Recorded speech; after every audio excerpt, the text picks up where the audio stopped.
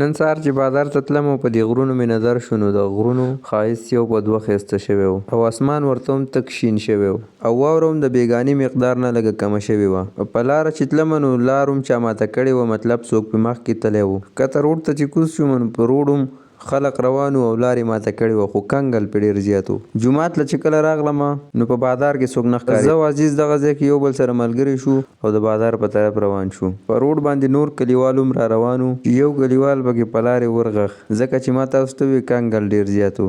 په زپاګوړۍ پلله چې مونږ ورسېدو د بره 15 روپو نه یو 2 کسان را روان وو چې یو پکې زما کزن و. بس هغه رانه تپوس وکړو ویلاګ دې سټارټ کړله جو بس دوی مې په ویلاګ کې راویسته او بازار ته چې کله راغلم نو ښه ګرمه ګرمي جوړه وه چې سید الرحمن پکې هم راغلی و.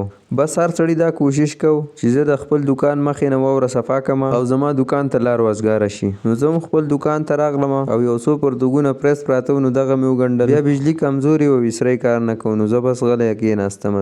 دکان کې بور شوم نو راغلم دلته بغزاله ماما ته مې وویل چې موږ له یو چای راولېږه او بیا دلته دکان نه بسکټ راواخیسته او خپل له تره زوی مې ځان سره کړو. ما ویل راځه چای به وڅښو. دکان ته چې واپسې راغلو جو هغه هلک چای راوړ او موږ ورته هم سټولونه بغل راویستي وو غارمو ته، جو بس په دغه غارمو باندې چای وڅښو. څه وخت پس د روټۍ ټایم نو ضیاء الله هم راغلی و. ما او ضیاء الله بیا روان شو روټۍ له. بس د نور کلني شانتې مونږ دلته راغلو کباب له او د روټۍ نه پس راته عطاالله وویل چې زموږ بجلي خرابه ده مزی شلېدل دی نو راځه دا بجلي به جوړه کړو. بس زه د سره روان شوم او د بجلۍ جوړولو دپاره. دلته چې مونږ راغلو نو دلته لار چا نه وه ماته کړې، مطلب په اول ځل پې عطاالله لاړ او پسې پې زه لاړم.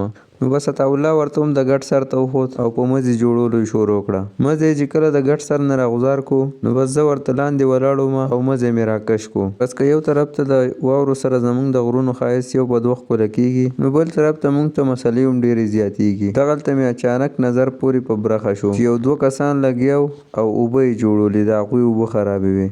نو بس په دې ویډیو کې خو ما تاسو ته د واورې د کېدو 3 مسلې خپلې وویلې چې زموږ خلکو ته دغه 3 مسلې وي. د دې نه علاوه نورې مسلې هم ډېرې زیاتې دي خو چې هغه زه تاسو ته په دې ویډیو کې وایم نو بیا به ویډیو ډېره اوږدېږي. مونږ چې کله بجلي جوړه کړه واپسې را روان شو نو نظر مې پورې په ګراونډ شو ډایرکټ او هلته یو څو هلکان لګیا وو یو بل یې په غونډانو ویشته. نو د دې خبرې مقصد مې دا دی که په ژوند کې هر قسمه مسایل درته وي خو ځان پکې خوشحاله وساتئ ځکه د ځان نه قیمتي څه نشته. څه وخت پس زه او 2 نور ملګري مونږ راغلو او د واورې نه آیسکریم جوړ کړو چې هغې ډېره مزه وکړه.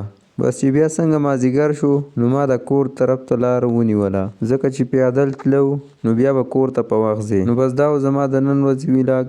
د بلې ویډیو پورې ما له راکړه اجازت. د الله په امان.